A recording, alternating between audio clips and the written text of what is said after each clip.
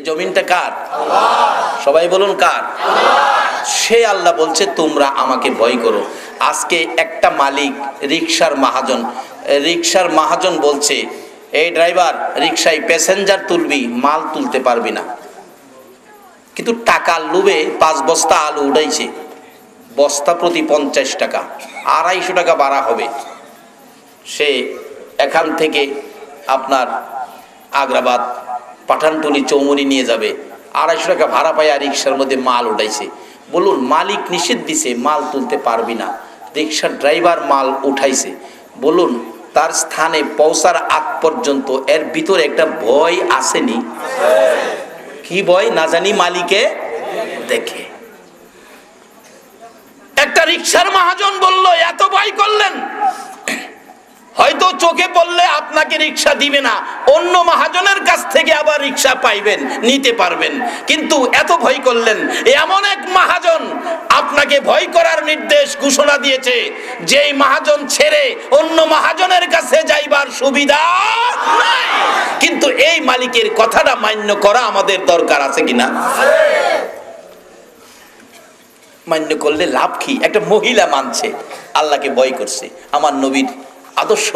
ওমর ফারুক রাদিয়াল্লাহু তাআলা যখন মদিনার শাসক, রাষ্ট্রপতি, ওমর রাষ্ট্রপতি ঘোষণা করে দিলেন, আমার রাজ্যে কেউ অন্যায় করতে পারবে না, কেউ ভেজাল করতে পারবে না।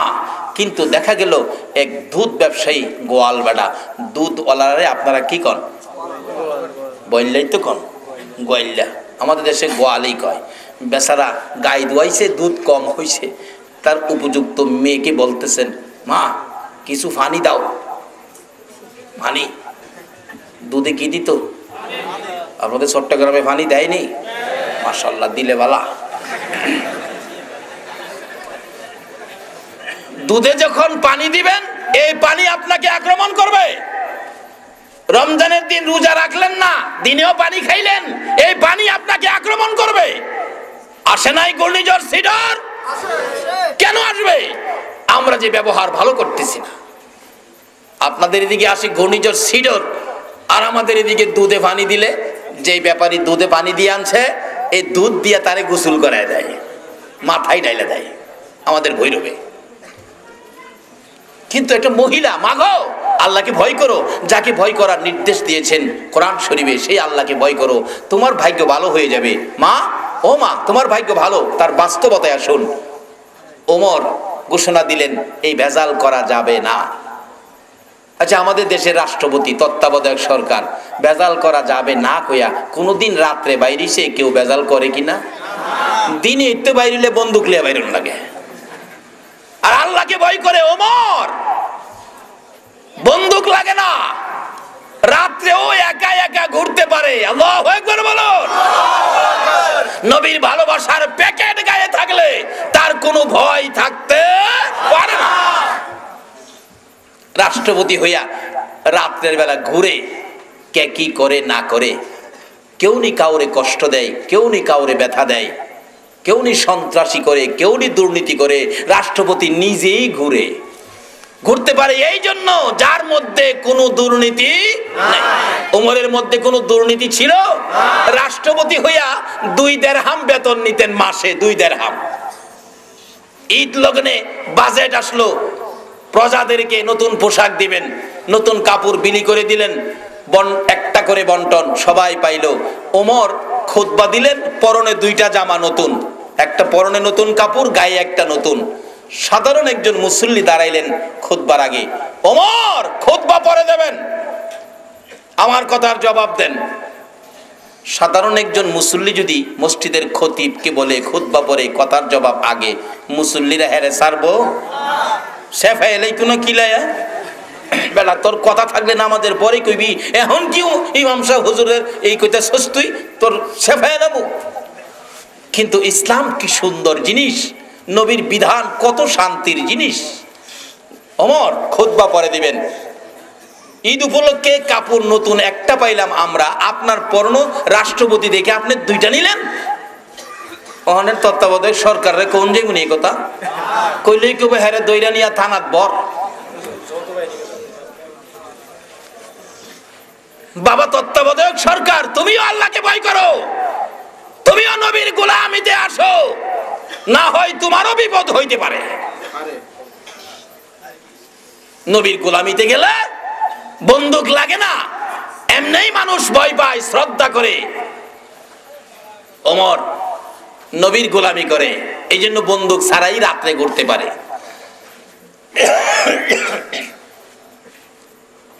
ওমর বললেন, বাবা প্রশ্ন করেছেন ঠিক। ওমরের ছেলে মাঝখানে দাঁড়ায়া বললেন, রাষ্ট্রপতির ছেলে, ওমরের ছেলে নামাজ পড়েনি। অহনের রাষ্ট্রপতিরা নিজেরাই ভরে না, ছেলে পড়বো করতে। ছেলে দাঁড়ায় গেছে, বাবা মুসল্লি শোনেন, আপনি যে প্রশ্ন করেছেন প্রশ্নের জবাবটা নেন। আমি ওমরের ছেলে, বাজেটে, সরকারি বাজেটে একটা নতুন কাপড় তো আমিও পানা। কহ যে আমার গায়ে দেখেন পুরান কাপড়, এই নতুন কাপড় আমার যে বাজেটটা ছিল এটা আমার বাবারে দিছি, বিদায় বাবার দুইটা, বাবার একটা আমার একটা, বাবার বন্টনের দুইটা না, আমি ছেলের বাজেটটা বাবার কাছে নিয়ে বাবার বাজেট দুইটা। এবার মুসল্লি শান্তি হয়েছে কিনা বলুন তো?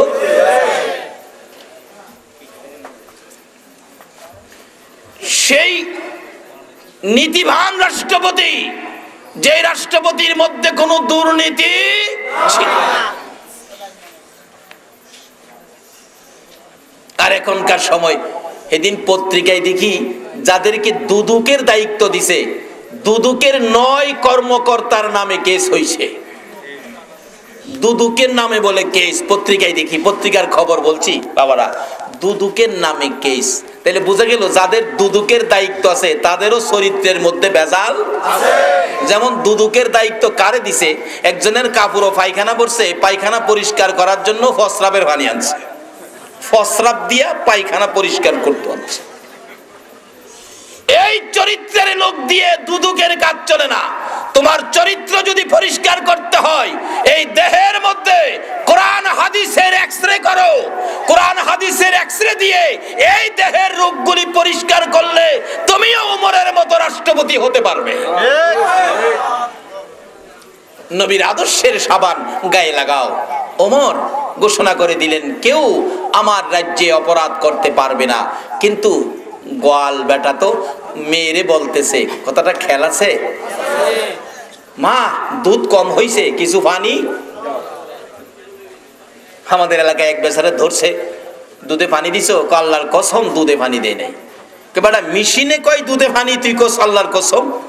মিথ্যা কথা কস, আল্লাহর কসম করে কি মানুষ মিথ্যা কয়?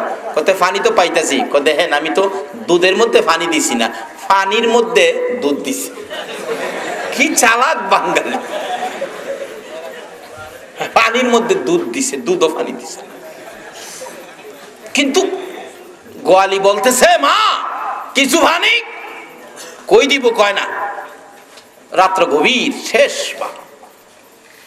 ওমর কিন্তু ঘরের কোনায় দাঁড়ায় রয়েছে, রাষ্ট্রপতি, আর ওখানে ট্যাবলেট খায় ও ঘুমায়।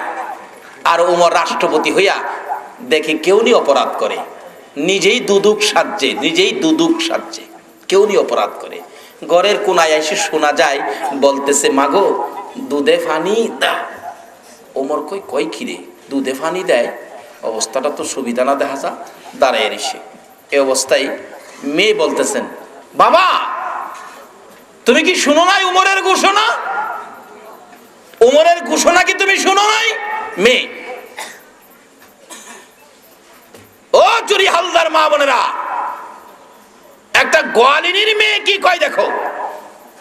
ওমর ঘোষণা দিয়েছে পানিতে দুধে পানি দেওয়া এটা ভেজাল, এই ভেজাল করা যাবে না। গোয়ালি হাসে, আরে পাগল মেয়ে আমার, ওমর কি এখন ঘরের কুড়ায় দাঁড়ায় রয়েছে নাকি? দাও পানি। ওমর ঘুমাইতেছে। কিন্তু ইতিহাস লেখে তখন এই গোয়াল বেটার ঘরের কোনায় রাষ্ট্রপতি ওমর দাঁড়ায়। বলুন, এই আদর্শের রাষ্ট্রপতি আমাদের দেশে আসলে আমাদের কি শান্তি হবে না? আইব কোত্থেকে? আমরাও তো চরিত্র বালা না। নির্বাচন আইলে পোস্টারিং করা হয়, এমুক ভাইকে খেদমত করার সুযোগ দেন, খেদমত করার সুযোগ দিন।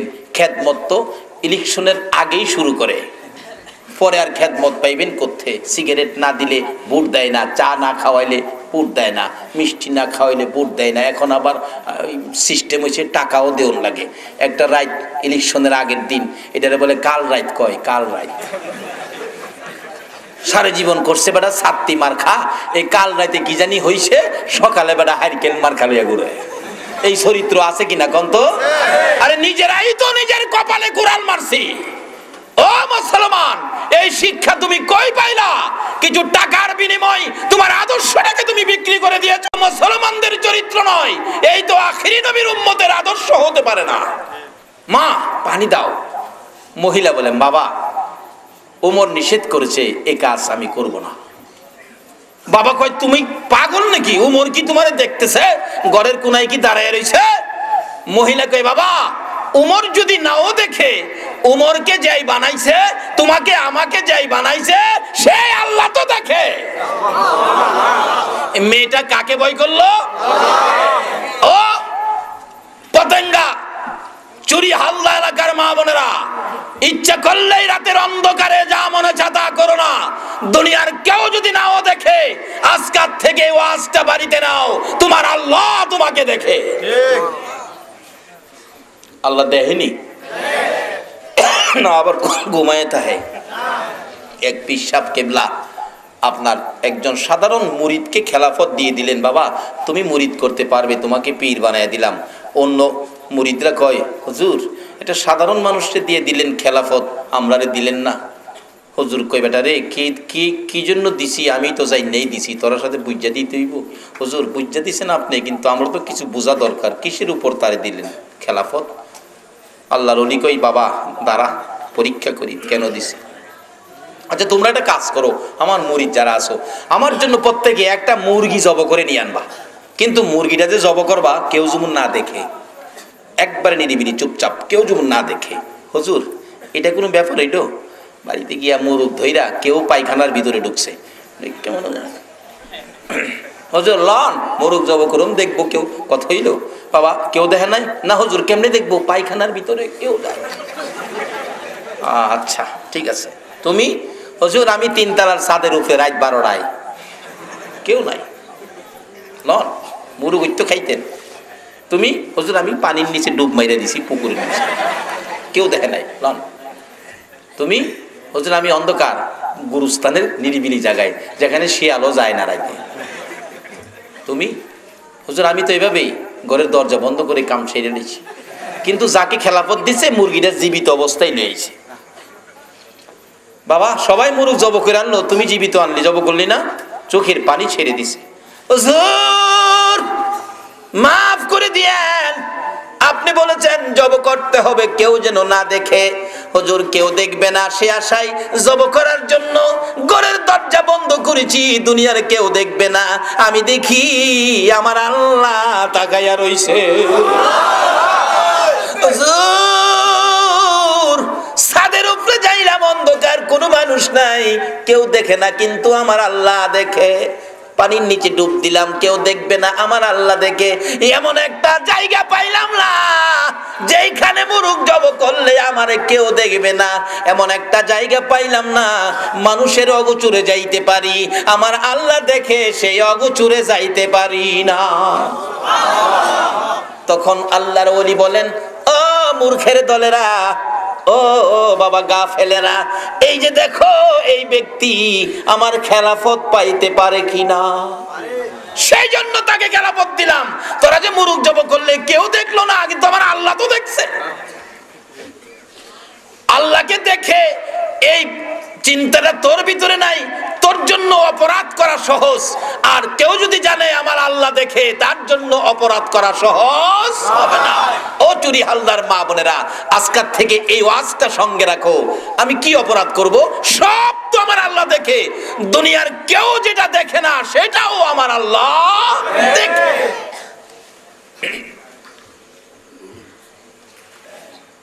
বাবা তোমাকে যে বানাইছে, ওমরকে যে বানাইছে, আমাকে যে বানাইছে, সেই মালিক তো দেখে। বাবা আমি পানি দিতে পারবো না।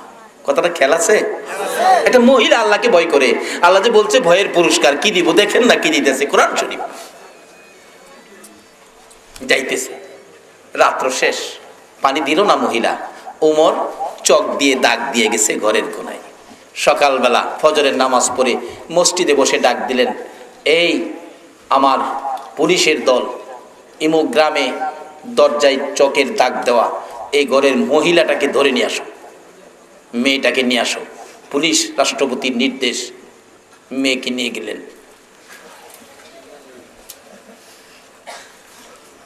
মা বাবা পিছে পিছে কানতে কানতে যাইতেছে, কি অপরাধ, ওমরের সৈন্য ধরে নিয়ে যেতেছে, কি বিচার জানি হয়। ওমরের ছেলে ডেকে ডেকে বলতেছেন, ওমর আমার ছেলেটাকে গোসল দিয়ে জামা কাপড় পরাও, রাশের পাশে আপনাদেরকে বসাবে।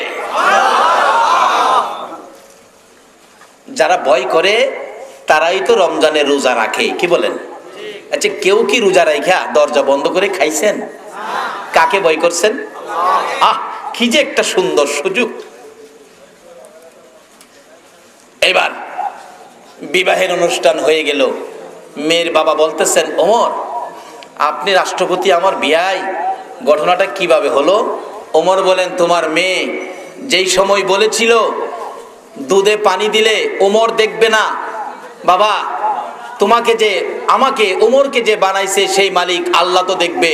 তোমার মেয়েটার মধ্যে আল্লাহর এই কিসিমের ভয় আছে বিদায় আমি খুশি হয়ে আমি রাষ্ট্রপতির ছেলে দিয়ে তোমার মেয়েকে বিবাহ করে আসলাম। রাষ্ট্রপতির ছেলে গোয়ালিনীর মেয়ে বিবাহ করাইলেন, একটাই কারণ, মেয়ের মধ্যে কি আসিল বলুন?